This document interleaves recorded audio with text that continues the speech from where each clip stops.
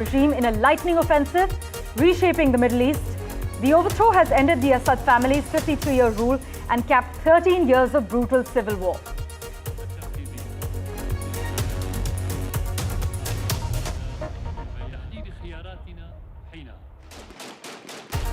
According to sources, the Indian embassy is operational in Damascus and is in touch with all Indian nationals.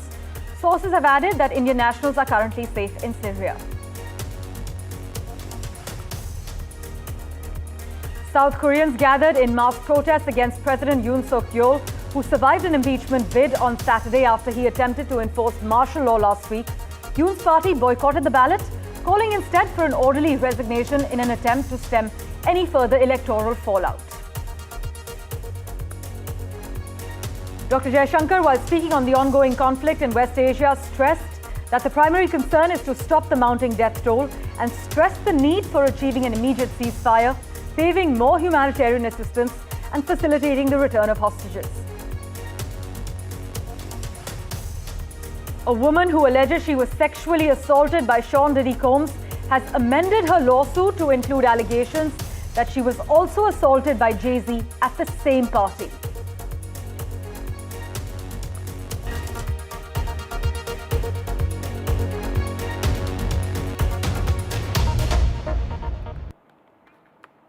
Well, our big focus, Syrian rebels took Damascus and toppled Bashar al-Assad's regime in a lightning offensive, reshaping the Middle East. The overthrow has ended the Assad family's 53-year rule and also capped 13 years of brutal civil war there. As government forces melted away, footage from Damascus showed rebel groups entering the presidential palace, as you can see on your screens, escorting the Prime Minister from his home in a sign of the formal transition of power, and also freeing bewildered Syrian prisoners who had been jailed under Assad's rule. The fallen president fled to Moscow, where he was given asylum, as per Russian media reports, while Syrians around the world are said to rejoice. I must also inform you that the European High Representative for Foreign Affairs has said that the end of Syrian President Bashar al-Assad's dictatorship is a positive and long-awaited development. In fact, the top diplomat added that it also shows the weakness of Assad's backers, Russia and Iran. Take a look at the details.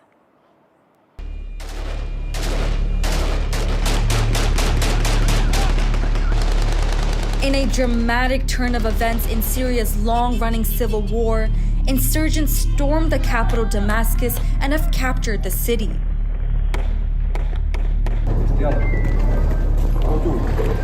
Russian Foreign Ministry has said that President Assad has decided to leave the presidential post and left the country, giving instructions to transfer power peacefully.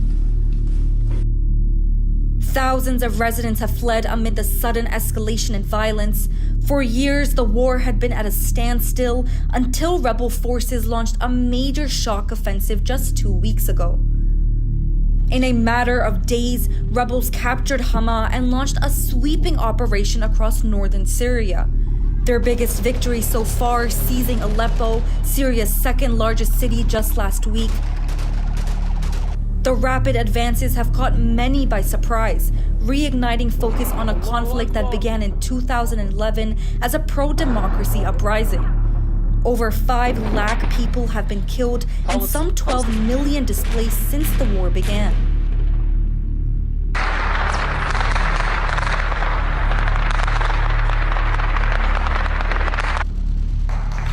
The war appeared to have stalled as Assad regained much of the country in recent years with help from Russia and Iran, but parts of northern and eastern Syria remain under US-backed Kurdish control. This offensive, however, is being led by Hayat Tahrir al-Sham, a group distancing itself from its roots as an al-Qaeda affiliate, claiming to focus on governance and military strategy in opposition-held territories.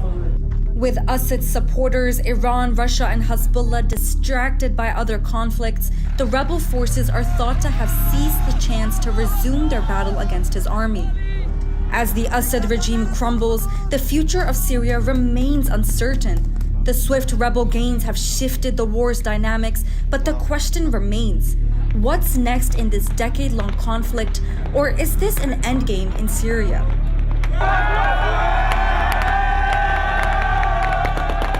Samia Afsar, NDTV World. And for further clarity on the latest developments, we have with us senior journalist Dr. Wael Awad and Holly McKay, World War and humanitarian focused writer. Thank you so much for making time for us on NDTV. Dr. Awad, to you first. To what extent would you say Bashar Assad's rapid ouster in Syria raises the specter of a power vacuum in the Middle East? And also, does it add to further chaos for an already volatile region?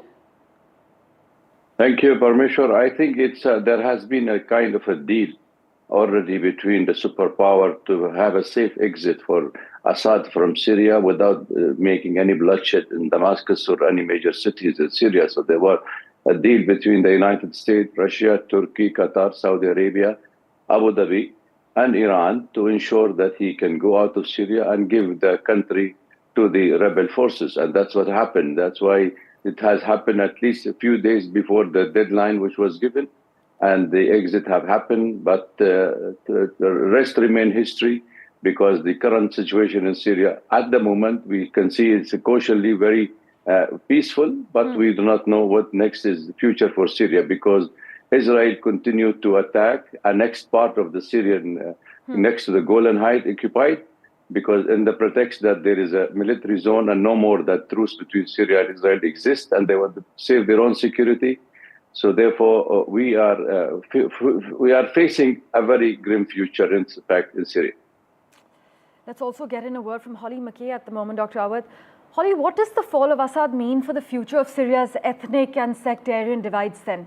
Is the country headed towards a new kind of civil war, or can reconciliation and unity be achieved? I think, as I said, the fall of Assad. Sorry, go ahead, Holly. Was inevitable. I think it was going to happen at some point. Nobody expected it to happen as quickly as it did. However, he wasn't going to remain in power and for Syria to be a peaceful country. There was too much opposition. As people called it, it was Assad Syria. And there was such a small circle of people around him that, as you can see from around the world, there are very few tears shed. However, we are in a honeymoon phase where there is a lot of celebration. There is a lot of excitement. People feel free for the first time in their life.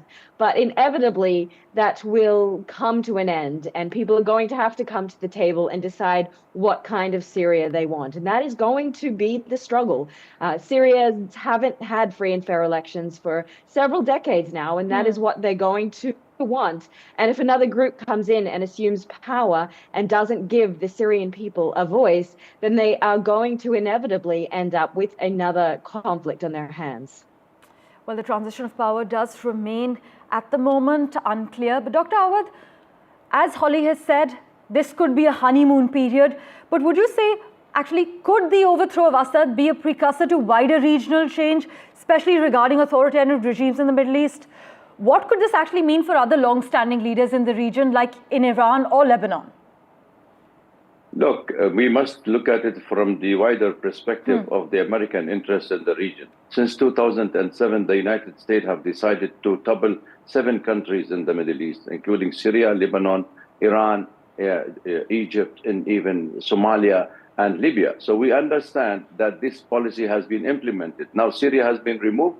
We expect that there could be more grim situation happening in Iran. So the next could be target is to promote extremisms and violence and more of Takfiri Salafist group in this part of the world, to turn it into a hub of a global jihadist. If the Syrian people does not recognize this as an imminent danger facing them, then I think the challenge is very tough and very high for everybody in this part of the world, because next will be Jordan, then Turkey, then also Egypt will be implemented and affected by the changes in the Syrian government. So I think, leaving aside what Assad regime has been doing against his own people, the main objective is to ensure the safety and hegemony of Israel in the region. Right. Holly, in reference to Assad's rule, many say there was a nightmare and it's gone. But with Assad now fleeing to Moscow, what does this mean for Russia's influence in the Middle East moving forward? I think it is a big cause of concern for Russia, because Syria was such a key place for them. It's where they had a lot of weaponry, they had access to the port in the rest of the Middle East, and potentially they've lost that. We do know that Russia is quite good at making deals, so whether they will sit with the jihadists remains to be seen. However, I'm sure at this point there really isn't a willingness, given the very large-scale bombing campaign that Russia carried out in Syria over the past 6 or 7 years. But I think that it also shows that Russia's attention was very much taken, particularly with the war in Ukraine, and coupled with everything that is happening in Lebanon and in Gaza and the weakening of Hezbollah. This was the opportunity that HTS saw to strike. And I think from my sources, what I've heard is the quickness of it even took them by surprise, with the initial goal to go into Aleppo, and then how quickly the Syrian forces were able to fall. The opportunity then opened up to progress to Hama, onto Homs, and then finally Damascus. But I don't think that was in the original plan. Dr. Awad, well, it's clear that the downfall of Assad's regime heralds a reshuffling of global power dynamics of sorts. But would you argue that Russia and Iran have the most to lose, considering Tehran long used Syria, while Russia used Syria for strategic access to the Mediterranean, and as Holly has pointed out, for a few other things? Honestly speaking, I think the first loser is the Syrian people. And I think the proxy war fought in Syria between the superpower have really yielded no good result for the Syrian people. If you're replacing a so-called secular regimes in Syria with an outfit of a militancy group and more than 35 groups of people, and 70% of them are from Uzbek, Uyghur, and Tajik, that means the future of Syria is already been planned, that it has to be a failed and a raw state and turning it into another Kandahar. So I think that is the problem we are facing. So definitely the axis of resistance, which is extended from Iran to Syria and Iraq and Lebanon, is also will be affected. Russia will be also at the receiving end, but I don't know what sort of deal that Russia have struck with the Turkish, that they have given them the guarantee to continue with their permanent military bases in the Khmeimim in Syria. Whether it will be remain there or they will pull it out is yet to be seen, because the reshaping of the Middle East is exactly what the American project is there. It is exactly what the Israeli project is there, and what Turkey is also aiming at. The annexing of Aleppo and Idlib province of Syria is a clear indication that Syrian future, as I said, disintegration and turning into the small ghettos, and this country definitely would suffer. Iran will be the first target for the next Trump administration, as much as Egypt, where they will also erupt into the Muslim Brotherhood, including Jordan and even Turkey in the next decade. Well, Dr. Awad, thank you so much for always joining us with your perspective. We wait to see. There are lots of unanswered questions at this stage. Also, post 20th of January, many questions still remain unanswered with the Trump administration coming into the White House. But Dr. Awad and Holly McKay, thank you so much for joining us on NDTV and shedding light on different aspects of the latest developments. Meanwhile, India has expressed concern over the deteriorating situation in Syria, emphasizing the need for a peaceful and inclusive political process to address the grievances of all sections of Syrian society. But India's embassy in Damascus remains operational, and the embassy is in touch with all Indian nationals in Syria who are reportedly safe at the moment. Meanwhile, Bashar al-Assad's rapid ouster in Syria has raised the specter of a power vacuum in the Middle East and further chaos for an already volatile region, as many analysts have warned. In other news, External Affairs Minister Dr. S. Jaishankar, during an address in Bahrain, highlighted the pressing challenges in the Middle East, specifically from Gaza to Lebanon and Syria.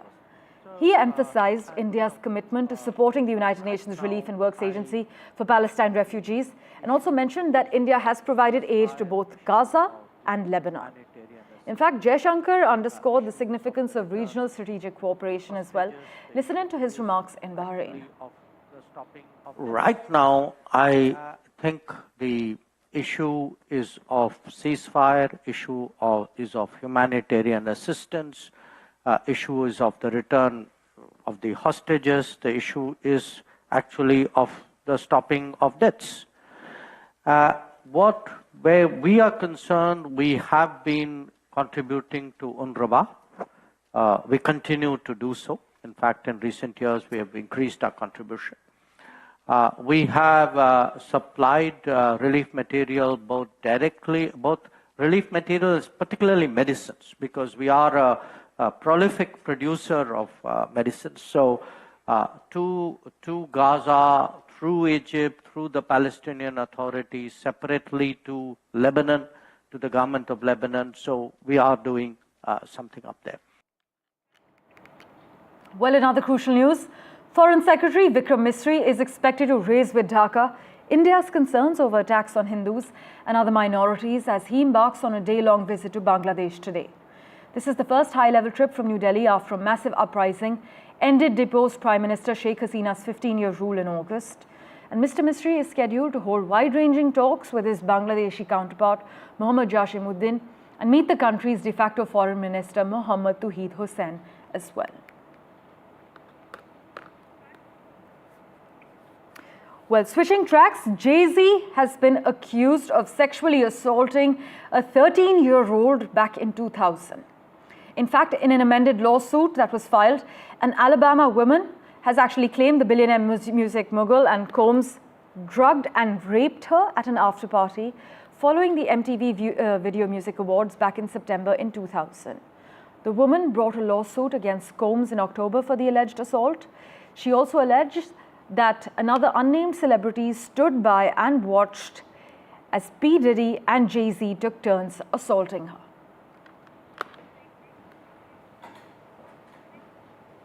Well, news and updates continue in a moment, right here on NDTV. Don't go anywhere.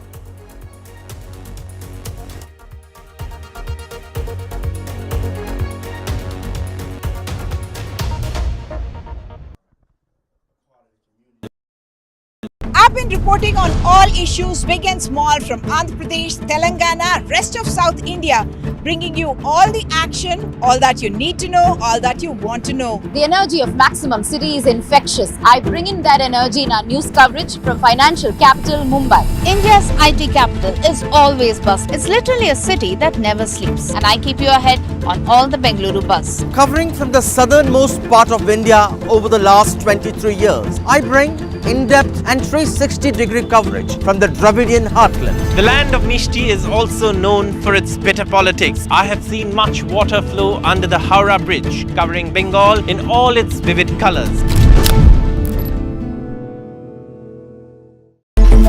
It's a web of frauds, calls, luring emails, threatening messages. Cyber frauds have cast their net wide and everyone is at risk. We track the victims, their horror stories as they get conned online, extorted and robbed of their hard-earned money. How to identify a cyber fraud and how to stay cyber safe. What are your options? Fraud.con, NDTV initiative for cyber safety. Only on NDTV 24/7. This December, NDTV Auto's Maiden Conclave brings together the brightest minds and leaders of the auto industry under one roof. From green mobility to AI-driven road safety, discover innovations shaping the future. Join us for an exclusive conversation with Sri Nitin Gadkari as we delve into India's journey to becoming a global manufacturing hub. December 10th, 4 p.m. onwards at the NDTV Auto Conclave. In today's interconnected world, India's voice is more crucial than ever. When India speaks, the world listens. At NDTV World, we are that voice, bringing you intelligent and insightful news from India and beyond.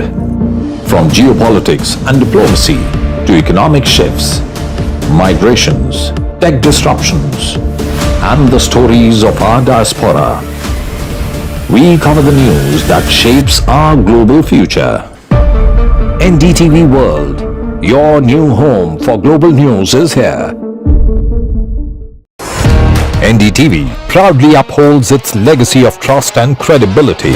According to the prestigious Reuters Institute's Digital News Report 2024, NDTV is the top-most news platform in the country. Number one in both online and offline reach in India, beating all its competition.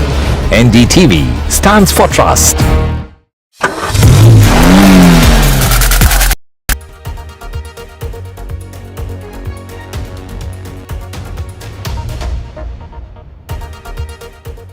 Welcome back. Let's get you a quick update from the United States now, where Donald Trump outlines sweeping plans to overhaul the U.S. immigration policy.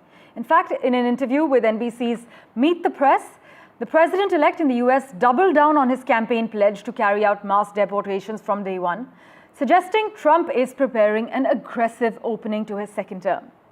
Trump also said he would end automatic U.S. citizenship for children born in the country, a move that would immediately be challenged in the courts, of course, but signaled openness to finding a path for undocumented immigrants who came to the U.S. as children, known as dreamers, to stay. Trump also seemed to address concerns over the independence of the Federal Reserve, saying he has no plans to replace the Fed chair, Jerome Powell. Meanwhile, Trump has said that he is looking to issue pardons to his supporters involved in the attacks on the U.S. Capitol on the 6th of January. In fact, Trump claims he will bring legal relief to the January 6 rioters on his first day in office. Trump also stated that he will not weaponize the Justice Department against his political opponents. However, he did assert that some members of the House committee that investigated the January 6th events should go to jail, accusing them of lying and destroying over a year of testimony. We have with us for a quick comment David K. Johnston joining us from the Rochester Institute of Technology. Thank you so much, Mr. Johnston, as always, for making time for us. Trump has suggested that there might be exceptions for rioters who acted radical or crazy. But, sir, how can such vague criteria be applied fairly, and does this undermine the legitimacy of any pardons granted? Well, they may not be legitimate, but they will be real. The U.S. president has almost unlimited power to pardon. Trump has called these people who attacked police officers and were calling for the murder of his vice president, Mike Pence, patriots, and says that they are hostages and victims. So I don't think there's any question but that he will issue blanket pardons for the 1,200 plus criminals who were convicted for their effort to overthrow the government almost 4 years ago. Also, sir, what message does this send about the rule of law and accountability in America? Could this decision actually set a dangerous precedent for future political leaders? I think this is extremely dangerous. Donald has never had in his entire life any respect for rules or the law. I've documented numerous examples of where he has lied, stolen, cheated, violated the public trust. And somehow he is held up as a hero by enough Americans that he got a second term in the White House.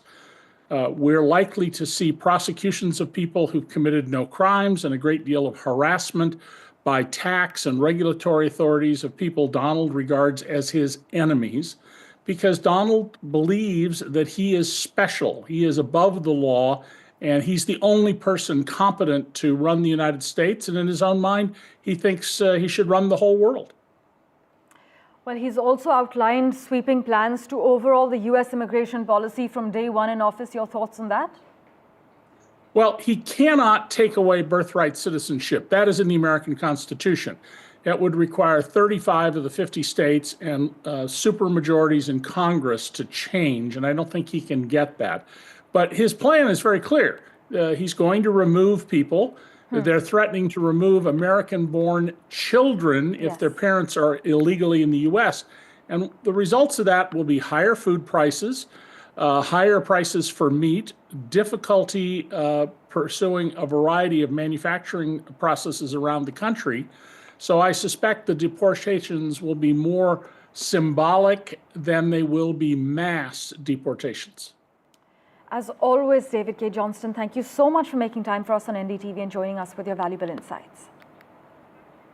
Meanwhile, in a surprising move, Donald Trump has also called for an immediate ceasefire in Ukraine just 1 day after meeting Ukrainian President Mr. Zelensky in Paris. Trump claimed that Kyiv is eager to make a deal to end the ongoing war with Russia. Meanwhile, in other news, South Koreans gathered in mass protests against President Yoon Suk-yeol, who survived an impeachment bid after he attempted to enforce martial law last week.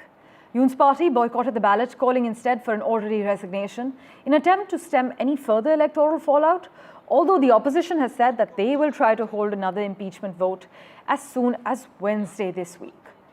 But you must also note that in an interview prior to the failed vote, Bank of Korea's governor warned the upheaval would delay critical structural reforms to help the country's stagnating economy, but insisted that the financial impact would be short-lived and relatively muted.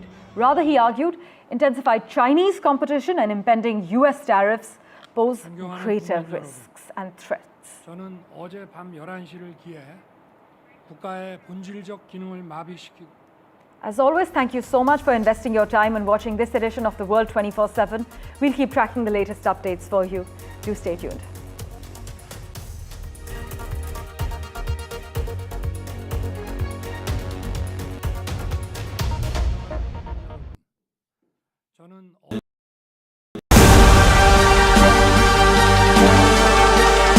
NDTV Indian of the Year 2024. NDTV network की तरफ से मैं आप सब लोगों का बहुत स्वागत करना चाहता हूं। Celebrating the extraordinary. Thank you, jury. Honoring those who shape India's future. For me, it is a great privilege to participate. Meet the exceptional individuals who are NDTV's Indians of the Year. Ananya Pandey.